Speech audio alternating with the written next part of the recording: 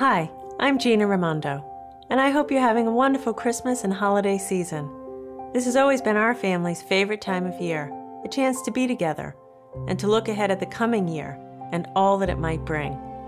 As many of you know, I've spent the last 3 years working as your state treasurer and at my other job, being a mom. I love both of my jobs. I'm able to see the small changes each day in my kids and the big changes we've been able to bring to Rhode Island. They have a lot to do with each other. Now, I never thought I'd be a political candidate, but I decided to run for treasurer because I knew that our children and our parents deserved a state that didn't continue to kick financial decisions down the road, digging ourselves deeper and deeper into a hole that someday we might not be able to crawl out of. Instead, we deserve a state where leaders come together and solve problems for everyone, big problems that affect all of us. For me, it comes back to what we learned from our parents about sacrifice, about being brave, and how a lifetime of hard work ought to mean something. Now, I'm blessed. My parents still live nearby, in the same house where I grew up in Smithfield. My dad, who's had a rough time this year with his health, well, he wants all of us to believe that what he's going through is no big deal.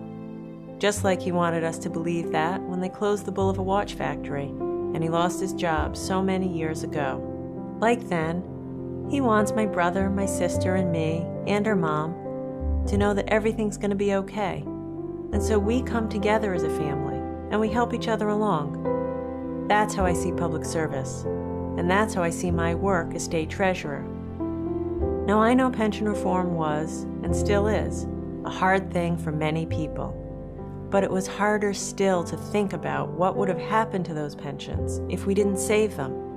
And so we did, by coming together with overwhelming majorities in both houses of the state legislature.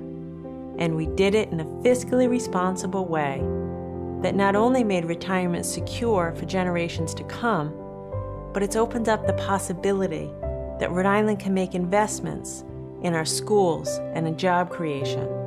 Investments that would have been impossible to even think about just 3 years ago.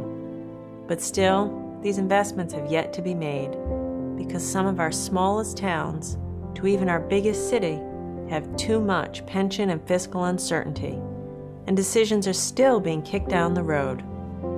It's because of these opportunities and challenges that I've decided the best way to build on our work together over the last 3 years is to seek the Democratic nomination for governor, because it's time.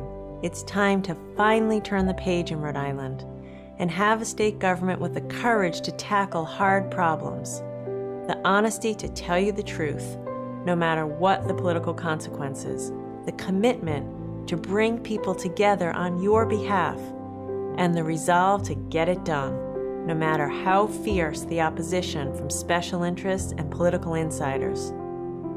This is going to be your campaign, and you deserve to know exactly what we're going to do together when I'm your governor and how we'll do it. It's why, when we kick off this campaign in January, you'll begin to hear the substance and the details, and you'll also hear why it's so important and how all of you can help. But for now, I wish you the happiest of holiday seasons. There's going to be plenty of time to talk about the campaign in a few short weeks. Until then, in our house, we're anxiously awaiting Santa Claus and looking forward to the new year. There is so much in store for all of us, and I can't wait to get started. Take care, Merry Christmas, and God bless all of you.